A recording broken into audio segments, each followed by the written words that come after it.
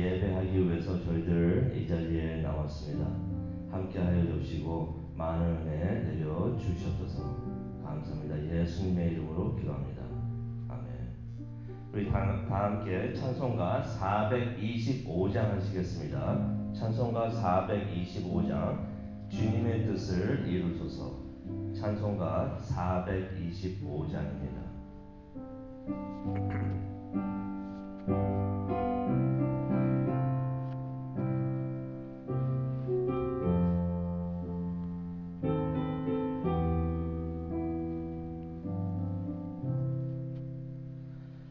주님의 뜻을 이루소서.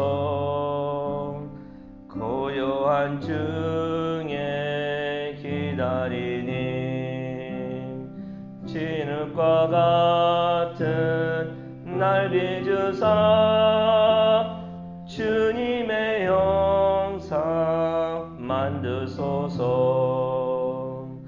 주님의 뜻을 이루소서.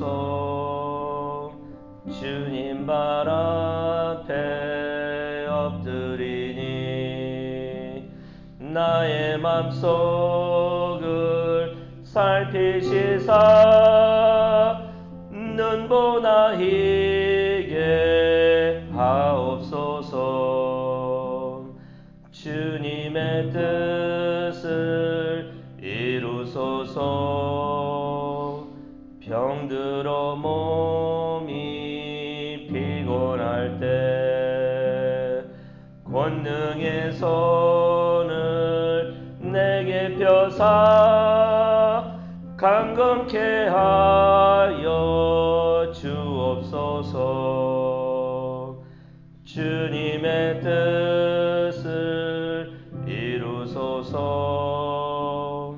온전히 나를 주장하사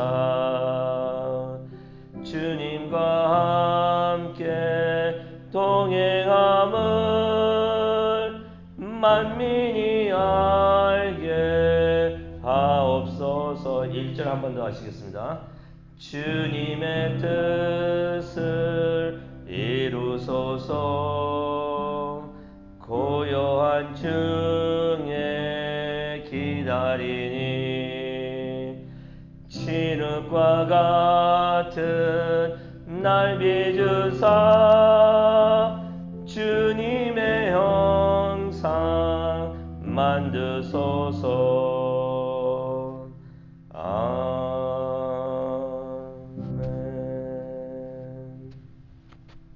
아멘. 오늘 이 아침 하나님께서 주시는 말씀 우리 다 함께 보도록 하겠습니다. 출애굽기 오늘 말씀은 출애굽기 30장 17절에서 38절까지의 말씀이 되겠는데요. 우리 17절부터 21절까지를 우리 봉독하고 또 묵상하도록 하겠습니다. 출애굽기 30장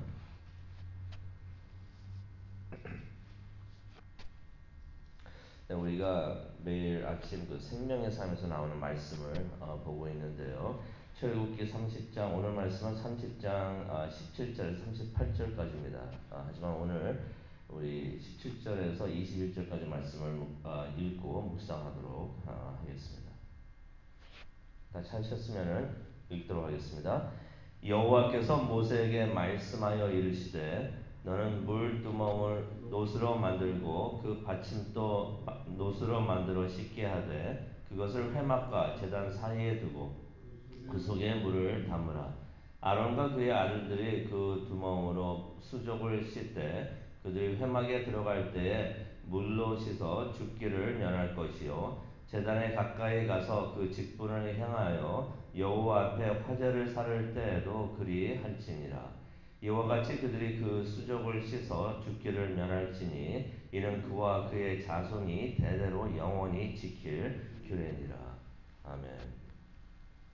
하나님, 오늘 출애굽기 30장 물두멍에 대한 이야기를 우리가 묵상을 하고 또 하나님께서 주시는 그 메시지를 우리가 받기를 원합니다. 짧은 시간이지만은 하나님께서 주시는 그 메시지를 이해하고 또 그 말씀대로 살 수 있는 우리 모두가 될 수 있도록 은혜 내려 주시옵소서. 감사합니다. 예수님의 이름으로 기도합니다. 아멘. 혹시 궁금해 하신 적은 없으십니까? 무엇을 궁금해 하시냐면요. 예수님께서 우리의 죄를 용서하시기 위해서 십자가에 못 박혀 죽으셨습니다. 그렇죠? 근데 그 죄라는 것이 어떤 죄인가요? 우리가 예수님을 믿으면 죄로부터 구원을 얻는다라고 믿고 있는데요. 그 죄는 과거의 죄뿐만이 아니고 우리가 현재 지금 짓고 있는 그 죄도 포함이 되고요. 또 앞으로 우리가 지을 죄도 포함이 됩니다. 그래서 모든 죄로부터 우리가 구원을 받아가지고 우리가 천국에 들어갈 수 있다라고서 우리가 믿고 있습니다. 그렇다면은 우리가 왜 계속해서 죄를 또 회개해야 하고 또 용서를 받아야 할까요? 혹시 궁금해 하신 적은 없으십니까? 오늘 말씀이 그 질문에 대한 답을 주시는데요. 우리가 말씀을 한번 보도록 하겠습니다. 17절 보니까 하나님께서 모세에게 또 말씀을 하십니다. 뭐라고 말씀을 하시냐면요. 물두멍을 만들라고 18절에 보니까 물두멍을 만들라고 하나님께서 말씀을 하시는 것이에요. 이 물두멍이라는 것은 물을 담아두는 기구를 말합니다. 기구를 말하는데요. 쉽게 생각하면 그냥 대야라고 생각을 하시면 됩니다. 이게 성막들에 있었던 기구가 되는데요. 18절 보니까 노스로 만들었다고 합니다. 노스로 만들었는데 출애굽기 38장 8절을 보니까요. 여인들의 놋 거울로 만들었다고 합니다. 아마 이것은 자발적으로 여인들이 기부를 해가지고 그 놋으로 물두멍을 만든 것 같습니다. 근데 18절에 보니까 이 물두멍을 어디에 두게 하셨냐면요. 이게 참 중요한데요. 우리가 그 성막 안에 들어가게 되면 성막들이 먼저 있죠. 성막들 안에는 제단이 있습니다. 근데 그 제단을 지나서 가게 되면 회막이 나오게 됩니다. 그 회막 안에 들어갈 때 성서하고 지성소가 있게 되는데요. 그걸 머릿속에 그려보시면 좀 이해가 좀 많이 되실 거예요. 근데 하나님께서 이 물두멍을 어디에 두게 하시냐면요.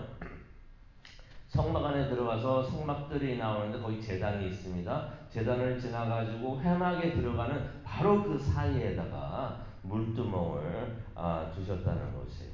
그 이유에 대해서는 제가 좀 이따가 설명을 좀 드리겠는데요. 그 물두멍 안에는 물을 담아두게 하셨다라는 말씀이 18절에 나와 있습니다. 솔직히 이 물두멍이 얼마나 컸는지 아니면 어떻게 생겼는지 우리가 알 수가 없습니다. 그런데 이렇게 생각을 해봐요.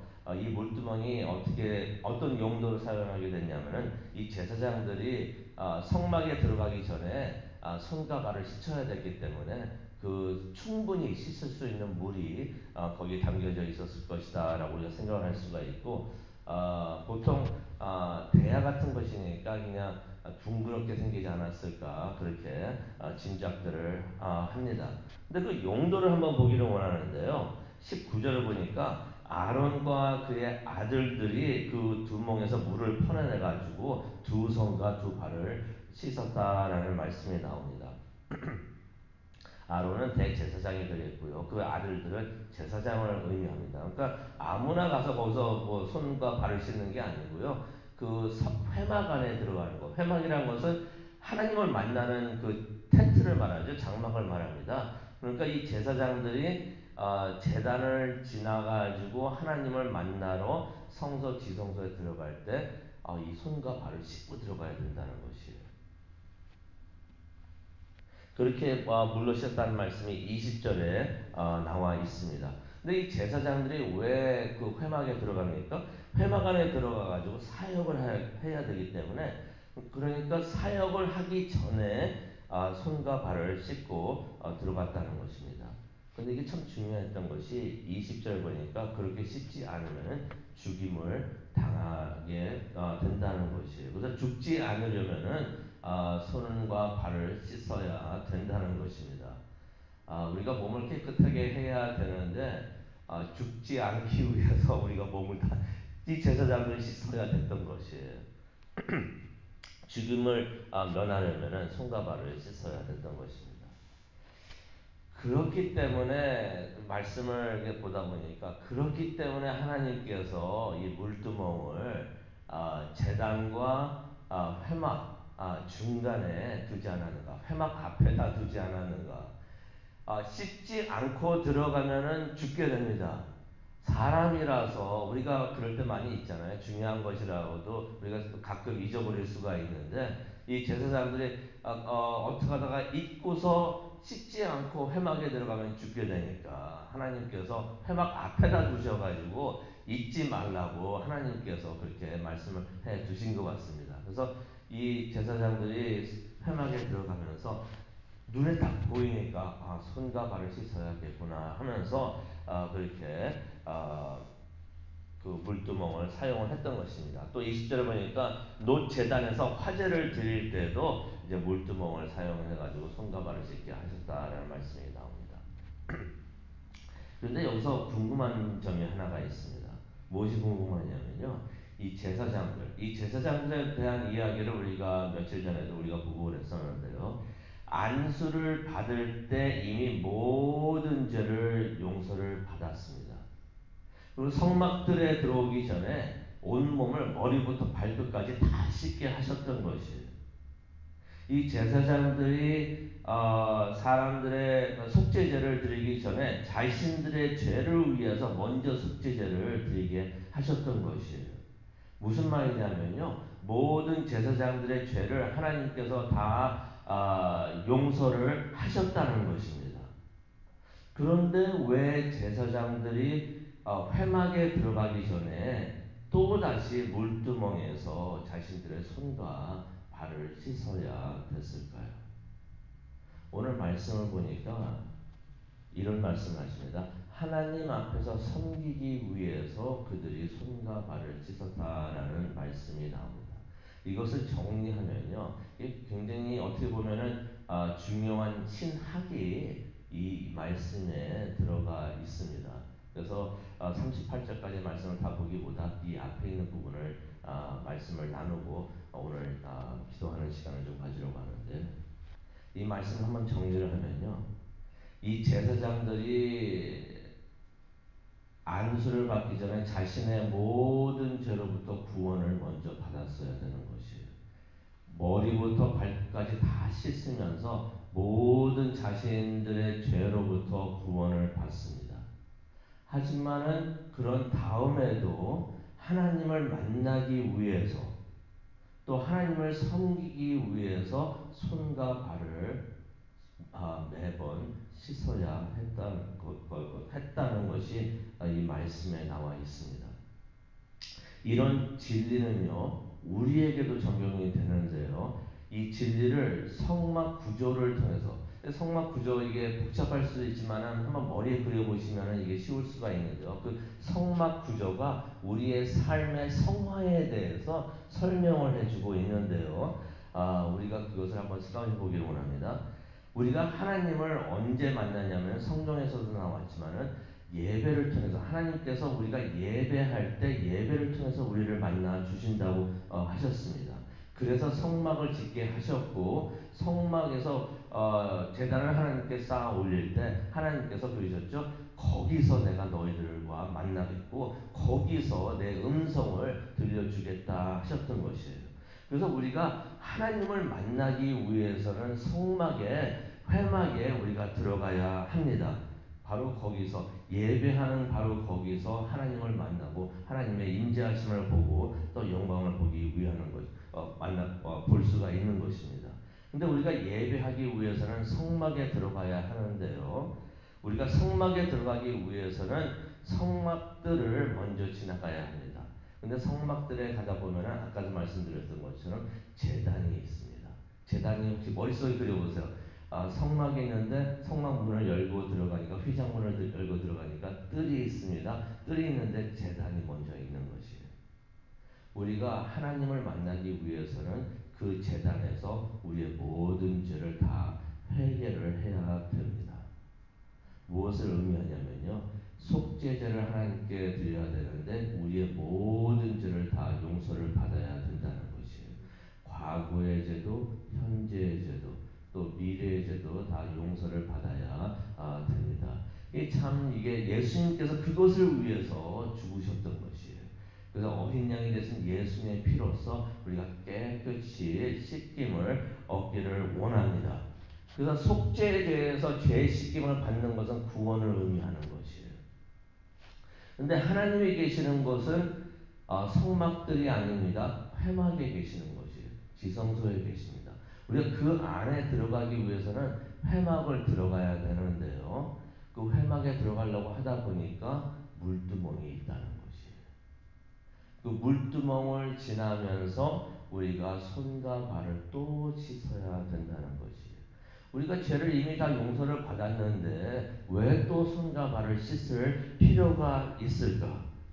첫 번째는 죄로부터 구원을 받기 위함이었고요. 두 번째는 우리가 하나님을 만나고 하나님을 섬기기 위해서 손과 발을 또 씻어야 된다는 것이에요. 이것은요, 죄로부터 구원이 아니라 이것은 성화를 의미하고 있습니다. 첫 번째 죄 구원받는 것은 justification이고요. 칭의라고 표현을 하고요. 그 다음에 두 번째 손과 발을 씻는 것은 sanctification, 우리의 성결한, 정결한, 성화를 의미하고 있는 것이에요. 죄를 용서받았지만은 성화가 되어가지고 성화의 과정을 거쳐서 우리가 하나님께 가까이 들어가고 또 우리가 하나님을 섬길 수가 있다는 것이에요. 이것을 예수님께서도 표현을 해주셨는데요. 기억하십니까? 고난주간 때 성만찬식이 있었죠. 성만찬식이 있을 때 예수님께서 제자들의 발을 씻어 주셨습니다. 그랬더니 베드로가 맨 처음에는 거부하죠. 요한복음 13장에 나오는 말씀인데 내 발 씻지 마십시오 하다가 예수님께서 씻어야 된다. 안 그러면 나와 관계가 없다고 말씀하시니까 베드로가 그러죠. 9절에 이런 말을 합니다. 그러면은 내 온몸을 머리부터 발끝까지 다 씻어 주십시오라고 그렇게 부탁을 합니다. 그랬더니 요한복음 13장 10절에 나오는 말씀입니다. 예수님께서 하신 말씀인데요. 이미 목욕을 한 자는 발밖에 씻을 필요가 없다라고서 말씀을 하십니다. 이거 그냥 지나갈 수 있는 부분이 되겠는데요. 오늘 말씀하고 똑같은 말씀을 예수님께서 해주시는 것이, 목욕을 한 것은 무엇을 의미합니까? 구원받은 것을 의미하는 것이에요. 거기서 끝난 것이 아니라는 것입니다. 우리가 하나님을 섬기고 또 하나님을 만나기 위해서는 예수님께서 말씀하신 것처럼 발을 또 씻어야 한다는 것이에요. 예수님을 믿고 구원을 받았지만은, 그래서 과거와 현재와 미래 모든 죄를 용서를 받아가지고 구원을 받았지만은, 이것은 제단에서 속죄제를 바침으로써 우리가 구원을 받는 것을 의미하는데, 우리가 죄인이기 때문에 어떤 분들은 그래요. 그렇게 다 용서받았기 때문에 우리는 죄인이 아닙니다. 나는 죄인이 아닙니다. 라고 말씀하시는 분들이 계십니다. 이해는 되지만은 완전한 그 성경의 가르침을 잘 이해를 못하시는 것이, 우리가 그 구원을 받지만은 아직까지도 세상에 살고 있으면서 죄인이라는 것을 우리가 잊지 않기를 바랍니다. 무슨 말이냐면요, 우리가 매일 죄를 짓고 있습니다. 생각이로나 말로나 우리가 죄를 짓고 있는 것이에요. 그 죄를 우리가 매일 죄를 짓고 있기 때문에 매일 우리가 회개해야 되는 줄로 믿습니다. 하나님을 만나고 하나님을 섬기기 위해서는 우리가 좀 더 정결해져야 되는 것이에요. 그렇기 때문에 우리가 다시 목욕을 할 필요는 없지만은 예수님께서 말씀하신 것처럼 발을 씻어야 되는 줄로 믿습니다. 그게 바로 물두멍에서 손과 발을 씻는 것을 의미합니다. 그런 다음에 우리가 하나님을 만나고 우리가 또 하나님을 섬기게 되는 줄로 믿습니다. 오늘 말씀을 생각을 하시면서 기도하는 시간을 갖도록 하겠는데요. 우리는 예수님을 믿으면서 죄사함을 다 받았습니다. 우리는 구원받은 사람들이에요. 하지만 우리가 매일 하나님을 만나기를 원합니다. 지성소에 들어가 가지고요. 우리 구원받았으니까 이것으로 다 끝났다라고 생각할 수가 있지만은, 그러면 우리가 성막들에 남아 있는 것이에요.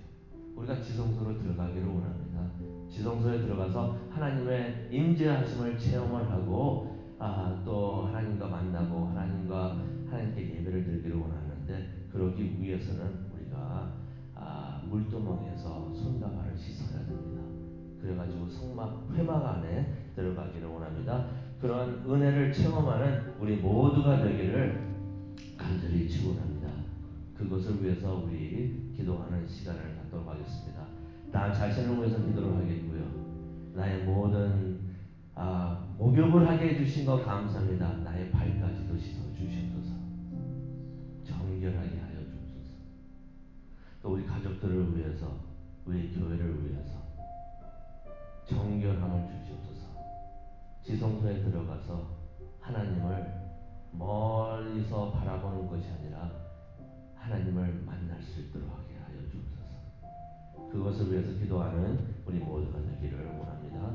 하나님, 오늘 말씀을 통해서 하나님을 만나고 하나님을 예배하고 하나님과 함께 있는 그러한 방법을 가르쳐 주시니 정말로 감사합니다. 우리의 몸을 깨끗이 예수님의 피로서 씻어 주시니 정말로 감사합니다. 구원을 주시니 정말로 감사합니다. 하지만 우리가 좀 더 정결하게 되어서 지성소에 들어가서 하나님을 만날 수 있도록 인도하여 주시옵소서. 이 모든 말씀 예수님의 이름으로